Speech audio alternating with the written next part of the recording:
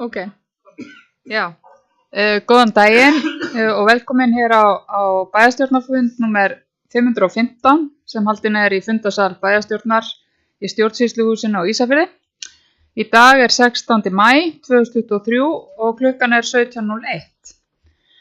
Ég bið bæjarfulltrúa og starfsmann og gesti velkomna. Mættir til fundarins Finney Rakel Árnadóttir, Jóhann Birgir Helgason, Kristján Þór Kristjánsson, Nanný Arna Guðmundsdóttir, Magnús Einar Magnússon, Steinunn Guðný Einarsdóttir, Elísabet Samúelsdóttir, Sigríður Júlía Brynleifsdóttir og Arna Lára Jónsdóttir og starfsmaður fundarins Bryndís Ósk Jónsdóttir. Forseti leggur fram tillögu þess efnis að samþykkt verði að taka eitt mál á dagskrá bæjarstjórnar með afbrigðum með heimild í 16. grein bæjarmálasamþykktar. Þetta að ræða mál vegna viðauka nr. 6 við fjárhagsáætlun vegna upplýsingamála hafnarinnar og það yrði það mál nr. 4 á dagskrá þessa bæjarstjórnarfundar. Við ber tillöguna upp til atkvæða. Vinsamlega skefum merki samþykkt þetta.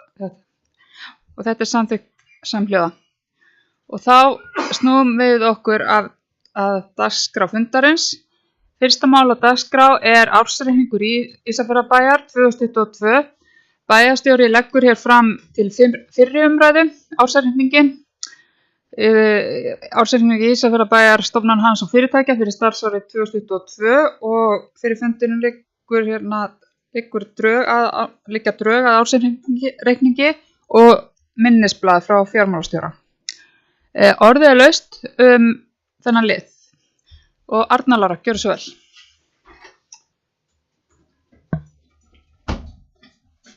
Forseti, ágætu bæjarfulltrúar og aðrir tilheyrendur. Við erum hér að leggja fram ársreikning til fyrri umræðu og við erum reyndar aðeins og eftir áætlun vegna aðstæðna sem við reiðum ekki við. En hann allan að komin hér fram, ársreikningurinn.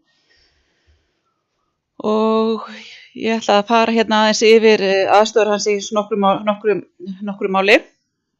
En þrátt fyrir versnandi ytri skilyrði í íslensku efnahagslífi með verðbólgu og hækkandi vöxtum en tilheyrandi neikvæðum áhrifum á rekstur Ísafjarðarbæjar endurspeglar ársreikningur 2022 bata í rekstri Ísafjarðarbæjar. Á árinu 2020 var afkoma sveitarfélagsins neikvæð 109,6 milljónir króna samanborið við 396 milljónir króna neikvæða afkomu á árinu 2021. Ársreikningurinn sýnir að við erum á réttri leið en þó verkefninu hvergi nærri lokið. Það eru mörg jákvæð merki á lofti, skuldahlutfall að lækka en það var 146,8% árið 2021 en 138% árið 2022. Skuldahlutfall til A-hluta 121% en það var 129% árið 2021. Samkvæmt fjármálareglu í 64. grein stjórnsýslulaga á þetta hlutfall að vera ekki hærra en 150%. Þannig að skuldaviðmið á B-hluta 89,8% og 80,7% fyrir A-hluta. Rekstrartekjur jukust 12,6% á milli ára en þær voru 6,8 milljarðar árið 2022 en voru 6,1 milljarðar árið 2021. Samkvæmt yfirlitum sjóðsstyrmi nam velti fyrir rekstri tæpar 605 milljónir króna á árinu 2022 en voru 446 milljónir árið 2021. Talsverð uppbygging íbúðarhúsnæðis á sér nú stað í sveitarfélaginu og í vændum með frekari atvinnuþróun og íbúðafjölgun. Við þurfum að vera í stakk búin til að mæta þessari auknu þjónustuþörf sem slíkri uppbyggingu fylgir óhjákvæmilega. Með auknum íbúðafjölda aukast rekstrartekjur sveitarfélagsins og með vaxandi sveitarfélagi má reikna með því að reksturinn verði sömuleiðis skilvirkari. Við stöndum frammi fyrir stórum innviðaverkefnum til að mynda í skólahúsnæði og nýrri slökkvistöð svo eitthvað sé nefnt á löngum verkefnalista. Til að sveitarfélagi geti staðið undir þeim mikilvægu verkefnum og samanskapi veitt góða þjónustu þarf reksturinn að vera traustur og skila nægilegri framlegð. Við þurfum að halda áfram á þessari jákvæðu vegferð og treysta enn frekar rekstrargrundvöll sveitarfélagsins. Auka skilvirkni í rekstri allar málaflokka, gæta aðhalds og vinna því að skapa aðstæður fyrir öfluga atvinnuuppbyggingu á svæðinu. Ég vil þakka starfsmönnum fyrir frábæra vinnu og útsjónarsemi. Mannauðurinn auðvitað ein mikilvægasta auðlind sveitarfélagsins og hér með legg ég ársreikninginn fram til fyrri umræðu. Svo tökum við seinni umræðuna eftir 2 vikur.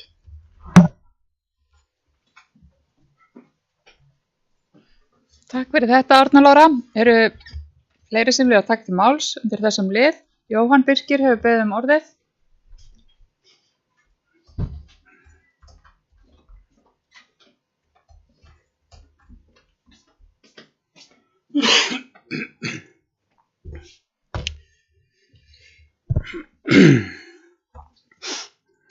Forseti, bæjarfulltrúar og aðrir tilheyrendur.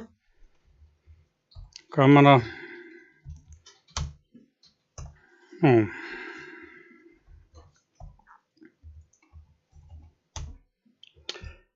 það er gaman að sjá þessa niðurstöðu því það er ekki nema rúmt ár sem við vorum í kosningabaráttu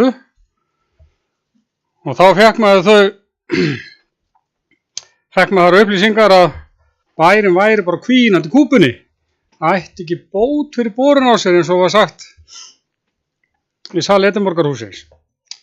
Ég hef nú alla tíð bent á að það væri ein tala sem við ættum að horfa á og það er veltufé frá rekstri og þrátt fyrir mjög erfiðar aðstæður þá er veltufé 605 milljónir tæpar sem er mjög gott og sérstaklega þegar að ástandi er svona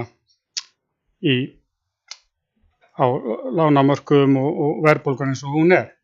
Þannig að mér sýnist að forverar mínir í Sjálfstæðisflokknum og B-listinn hafi bara tekist vel upp með árið 22 og í listanum það sem að eftir liði árs að fylgja eftir fjárhagsáætluninni og að hnika ekki út frá henni, þannig að ég lýsi bara ánægju minni með þessi drög að ársreikningi 22. Takk fyrir þetta, Jóhann Birkir. Kristján hefur beðið orðið.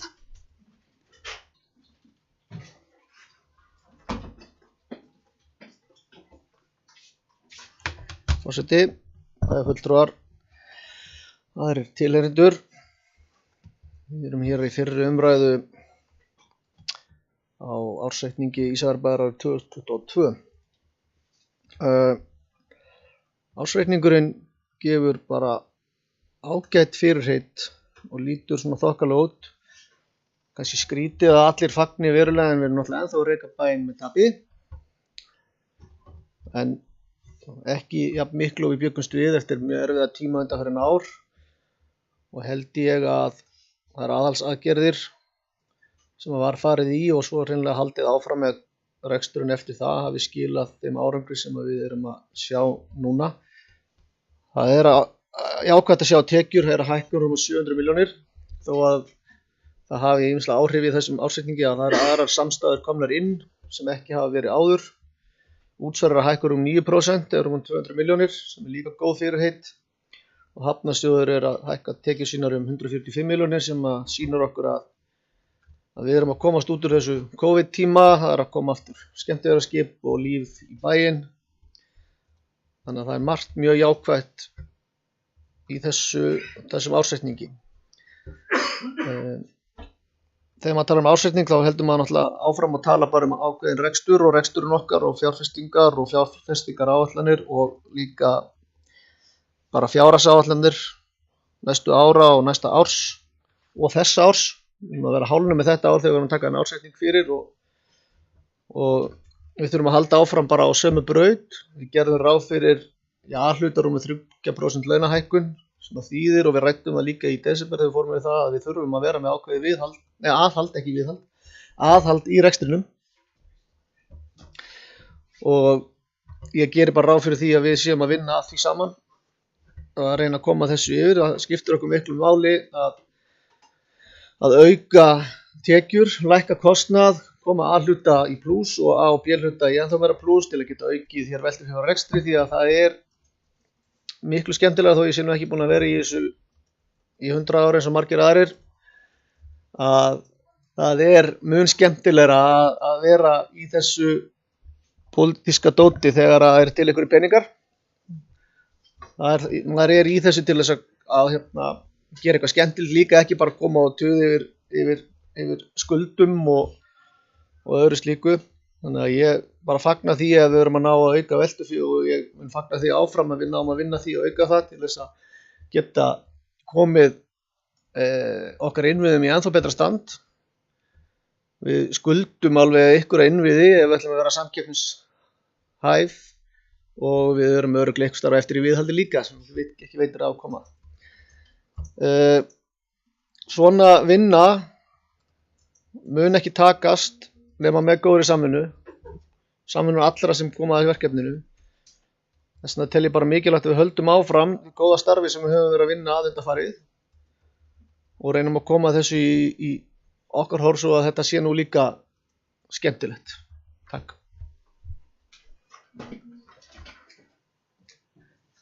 Takk fyrir þetta, Kristján.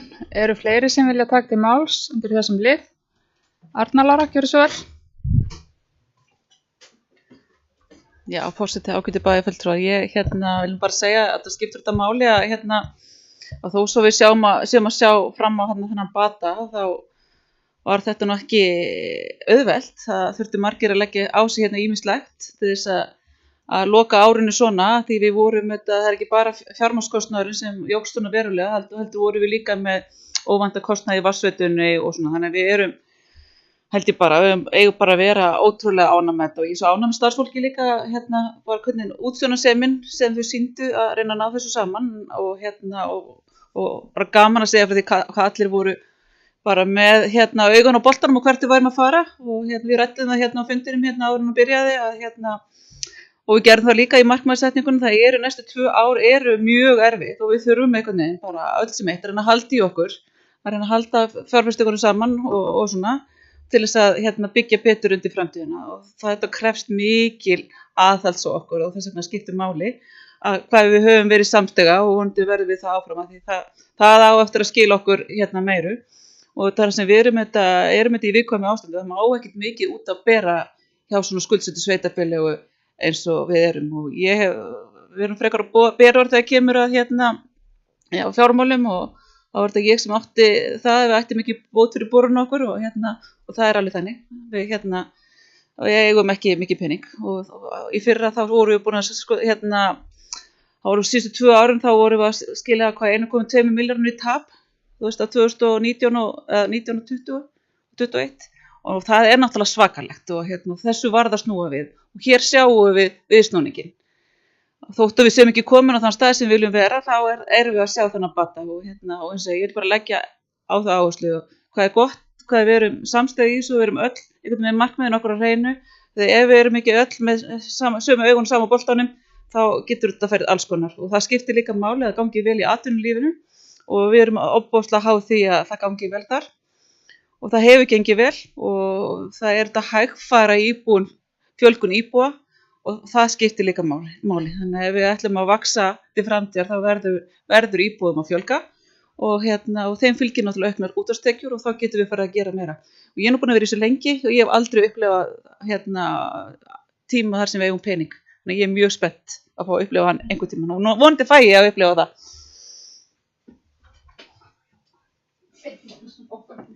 Takk Arna Lára. Eru fleiri sem vilja taka til máls undir þessum lið? Svo er ekki. Þá er ársreikningurinn framlagður og við tökum upp aðra umræðu ársreikninginn á næsta bæjarstjórnarfundi sem er fyrirhugaður 1. júní næstkomandi. Þá er annað mál á dagskrá þessa bæjarstjórnarfundar, það er miðbær Ísafjarðar, deiliskipulag. Þetta er tillaga frá fundi skipulags- og mannvirkjanefndar nr. 608 sem haldinn var 11. maí 2023 að bæjarstjórn heimili kynningarferli og að auglýsa skipulagslýsingu á nýju deiliskipulagi fyrir miðbæ Ísafjarðar samkvæmt 40. grein skipulagslaga nr. 123/2010. Skipulagslýsingin mun fara í birtingu í skipulagsgátt sem er ný gátt sem er verið að taka í notkun og er svona eitthvað sem er verið að hvetja sveitarfélög og ríki til þess að auglýsa slíkar auglýsingar. Orðið er laust þessa tillögu. Gjörðu svo vel, Kristján.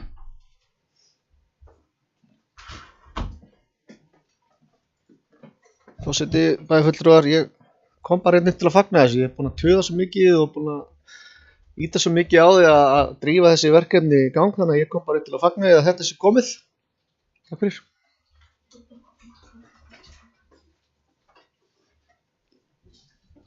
Takk fyrir þetta, Kristján. Eru fleiri sem vilja taka til máls undir þessum lið? Svo er ekki. Þá ber ég tillöguna upp til atkvæða og vinsamlega skrifið merki ef þið eru samþykkt þessu. Þetta er samþykkt samhljóða. Þriðja mál á dagskrá, það er Tungubraut 10-16 á Ísafirði. Hér er umsókn um byggingarlóð undir raðhús.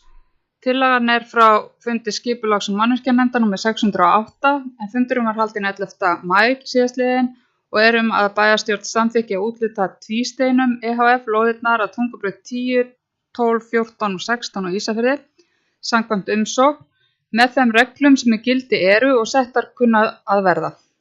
Lóðarumsókn fellur úr gildi hafi framkvæmdir ekki hafist innan 12 mánaða frá úthlutun.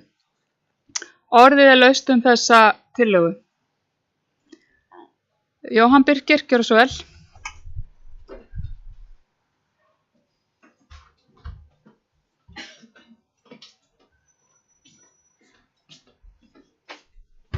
Forseti, bæjarfulltrúi, ég samþykki sjálfsögðu lóðarúthlutunina, en ég vildi bara benda á að í umsóknareyðublaði er bent á eða vísað í tímabundna niðurfellingu gatnagerðargjalda við þegar byggða götur og er áætlunin að vinna verkið innan þess tímaramma stendur hérna.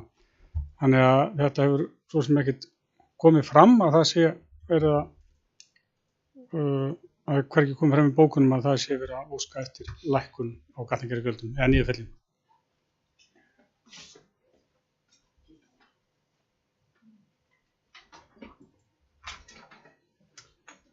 Takk fyrir þetta, Jóhann Birkir. Eru fleiri sem vilja taka til máls? Já, Arna Lára, gjörðu svo vel.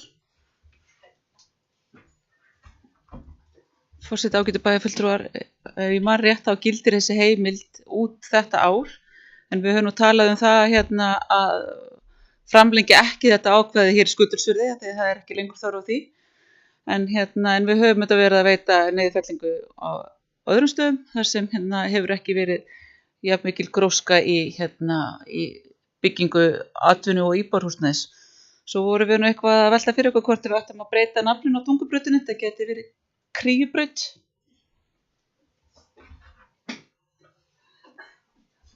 Takk fyrir þetta, Arna Lára.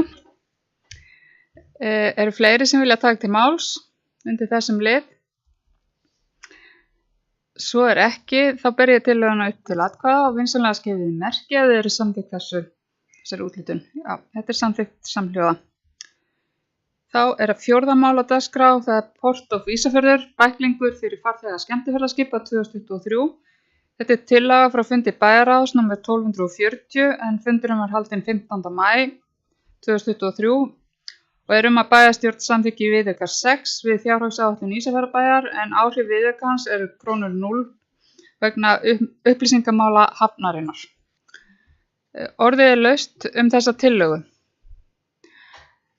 Steinunn, gjörðu svo vel.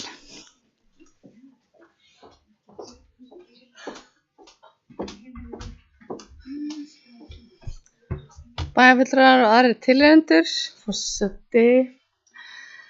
Ég er svo sem ekkert við þennan viðauka þannig út að setja hann. Ég var nú búin að fá einhverjar skýringar varðandi að prenta út svona bækling í miklu magni. Þetta er svolítið gamaldags að vera þegar verður til alls konar nútíma lausnir en ég skil alveg ef að markaðshópurinn eru kannski eldri borgarar en það er samt orðið þannig að QR-kóðar er að lesa af bæklinga og prentun og þannig ég kannski allavega benda á það. Næst í hafnarstjórn þetta er í umræðu hvort við getum ekki aðeins gert þetta á nýtt þá í eitthvað fleira en bara kannski skemmtilegskipin. Ég meina það er bara eitthvað sem getur nýst fyrir svæðið í heilsinni. Það er hljóta að vera eitthvað svona skemmtilega leiðir þetta nýta. Takk. Takk fyrir þetta, Steinunn. Eru fleiri sem vilja taka til máls undir þessum lið? Arna Lára, gjörðu svo vel. Forseti ágætu böldur, ég held að við ættum að taka þessi ábendingu bara til skoðunar, en við ræddum þetta líka með QR-kóðana.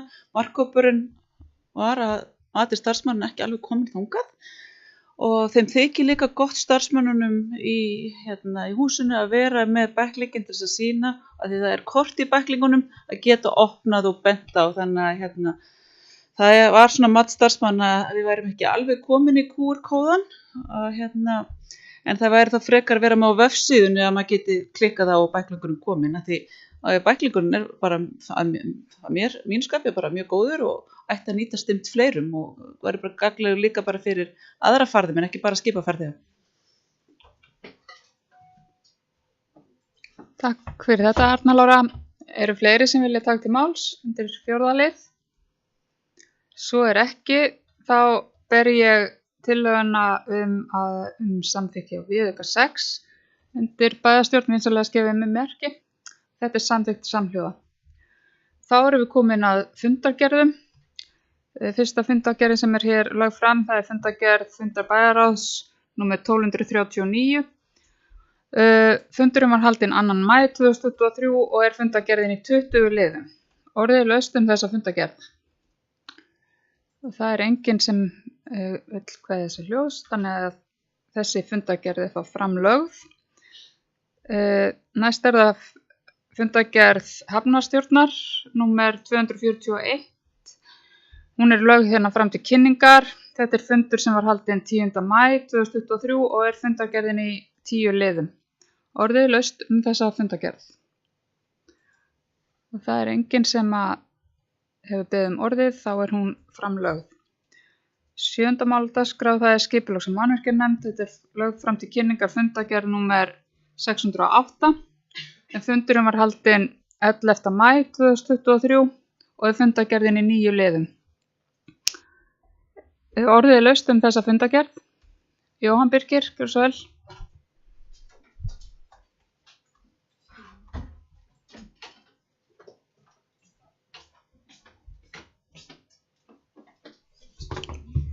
Forseti, bæjarfulltrúar og aðrir tilheyrendur, ég kom bara hérna upp út af einum lið, en það er svo sem margt hérna sem er áhugavert, svo til að mynda deiliskipulag miðbæ Ísafjarðar, en það er bara íbúabyggð á landfyllingu norðan Eyrar sem er liður númer 2, aðskipulagsbreytingin, og ég var svo sem búin að ræða þetta við formann skipulags- og mannvirkjanefndar, en þarna voru umsagnir og athugasemdir kynntar nefndinni og ekki afgreiddar.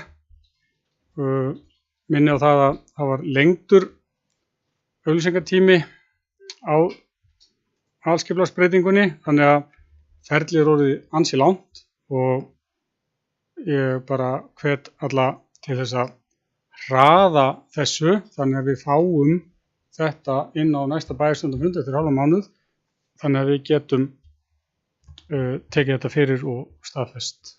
Takk. Takk fyrir þetta, Jóhann Birgir. Eru fleiri sem vilja taka til máls undir þessum lið?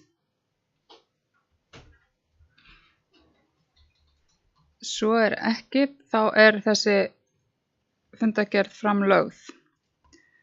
8. mál á dagskrá, það er lögð fram til kynningar fundargerð númer 132, fundar umhverfis- og framkvæmdanefndar, en fundurinn var haldinn 8. maí 2023 og er fundargerðin í 6 liðum.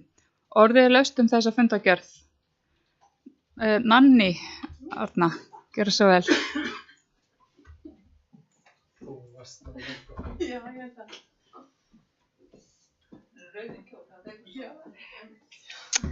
Forseti, bæjarfulltrúar, aðrir tilheyrendur. Ég ætla að fara hérna örstutt yfir fundargerð umhverfis- og framkvæmdanefndar. Fyrsta mál dagskrá hjá okkur var fegrun Ísafjarðarbæjar og fengum við til umsagnar athugasemdir frá hverfisráðum sveitarfélagsins sem mjög gott fyrir nefndina að fá inn þar sem að hverfisráðin eru í meiri tengslu við sitt nærumhverfi heldur en kannski endilega fulltrúar sem sitja í nefndinni. Við fengum athugasemdir frá Flateyri,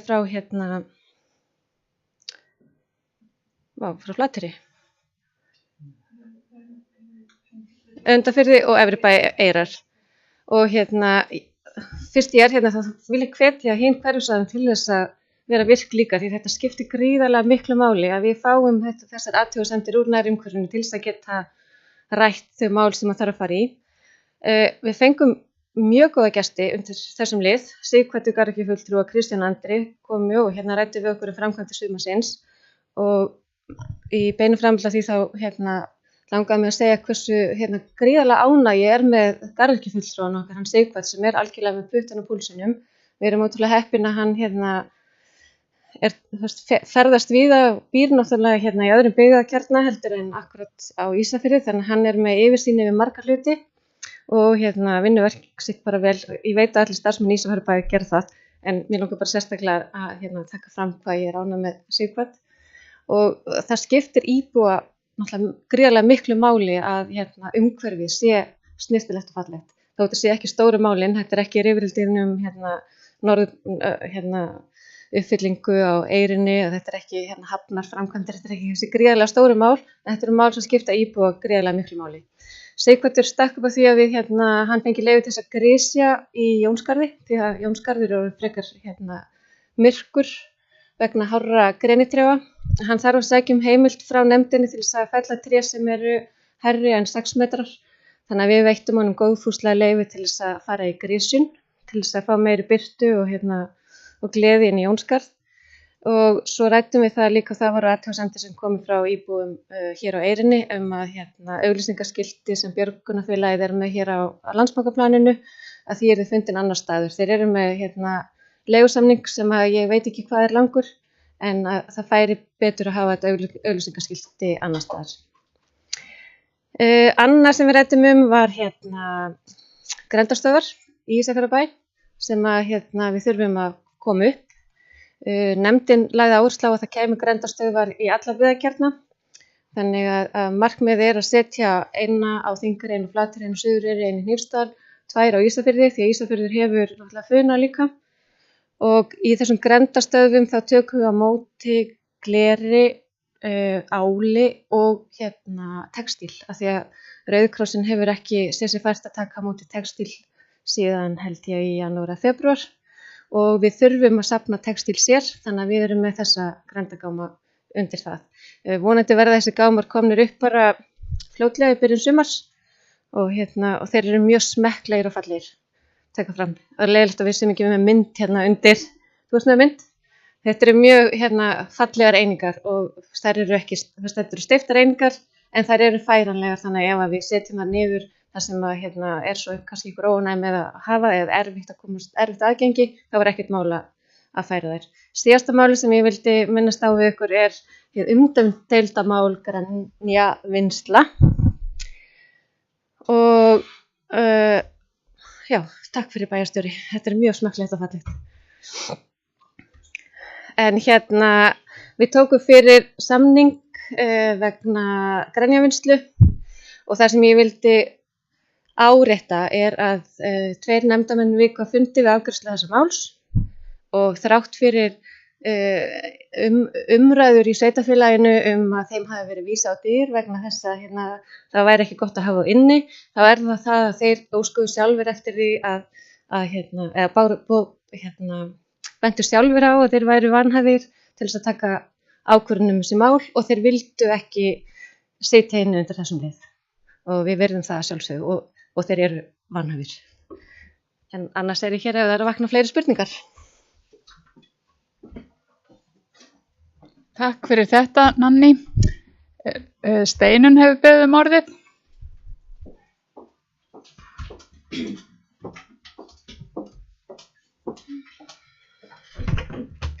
Forseti, bæjarfulltrúar, aðrir tilnefnendur. Næstu búin að gleyma hvað ég ætlaði að segja, þannig talaði svo mikið. Ég ætlaði bara því að var hann fægurinn Ísafjarðarbæjar og ég var í einhverjum stund áður og saknaði svona pínu að vera með puttana púlsinum í þeim efnum, en þetta eru samt alveg svolítið stóru málin, þessi fegurinn, því þetta er eiginlega eina sem er komið fram eins og fyrir kosningar, að það er hvort það sé slegið eða hreinsa hérna gangstéttir og annað, en svo ég veit alveg að þetta er erfitt að sinna og ekki kannski verið mikið hérna, hvað heitir það, hjá krökkunum, skólanum, vinnuskólinn, já, sem hefur ekki verið þetta fullt af vinnu í sveitafélaginu að hafa og svona, það er kannski ekki verið margir þar. En mér finnst bara eins og með plokkdaginn daginn að þá bara það að það mátti fara með ruslapokana á eitt stað og þeir eru hirtir, bara fá fullt af fólki út og ég held að við getum gert svo margt með bara svona ákvæðningu en við þurfum kannski aðeins bara að hugsa ást, ég bara til dæmis með svíkvætt að væri hægt að fá ráðgjöf og kunna að klippa tré því að fólk kann ekki að klippa tré og mögulega getur einhver lánað þá áhaldið til þess. Ég held að við getum alveg gert meira með bara svona svolítið að vera hvetjandi og sem þarf ekki endilega að kosta pening og sem að verða bara til ánægju hjá flestum. Já, það var bara það. Takk. Takk fyrir þetta Steinunn. Eru fleiri sem vilja taka til máls? Nanni, gjör svo vel.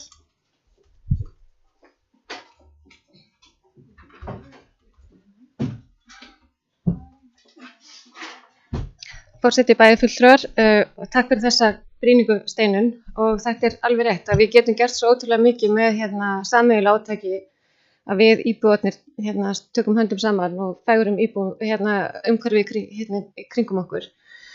Því miður hefur það verið þannig að allavega síðustu 2 ár það hefur verið bara nánast ómögulegt að manna vinnuskólann og það er ekki bjart yfir fyrir þetta sumar og við ræddum það einmitt við starfsmenn áhaldahússins. Ef við fengjum ekki vinnuskólann, hversu líklegt væri að þeir geti farið í bara svona almenn fegrunarstörf að hreinsa gangstéttir og annað slíkt. Og okkur bara var sagt að það væri ekki hægt, þeir myndi ekki komast yfir það, þeir höfðu öðrum verkefnum að sinna. Þannig að við ræddum það þó líka að við myndum reyna að hvetja íbúa til þess að taka þátt, að fegra umhverfi kringu sig og vera þá með einhverja bjargir fyrir fólk til þess að það væri hægt að gera þetta. Og varðandi sláttinn að þá er bara fyrirhugaður fundur upp á 4. hæð með þeim aðila sem að sér slátt opinna svæða í sveitafélaginu því það gekk pínu brösulega á síðast ári og það sem hefur líka gerst er að við erum með opin svæði sem að eru ekki merkt í slátturplaninu og svo svæði sem að voru opin svæði sem eru núna bara íbúðabyggð.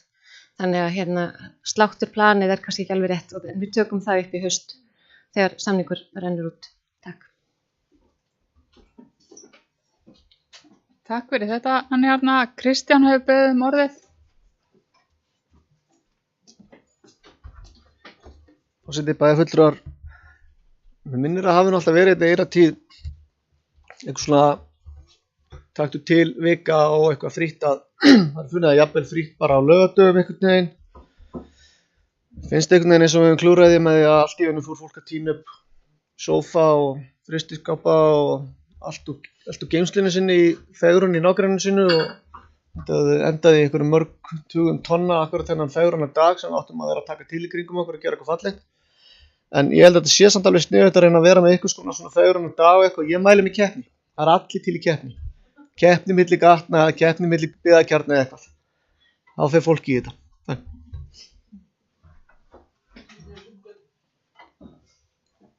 Takk fyrir þetta, Kristján. Eru fleiri sem vilja taka til máls? Ef svo er ekki, þá er fundargerð umhverfis- og framkvæmdanefndar framlögð og í lokin þá er það fundargerð velferðarnefndar númer 470. Lögð hérna fram til kynningar, fundurinn var haldinn 11. maí 2023 og er fundargerðin í 4 liðum. Orðið er laust þessa fundargerð. Og það er enginn sem hefur beðið orðið, þá er þessi fundargerð framlögð. Ég þakka ykkur sem áhlýttu og þakka bæjarstjórn fyrir góðan fund og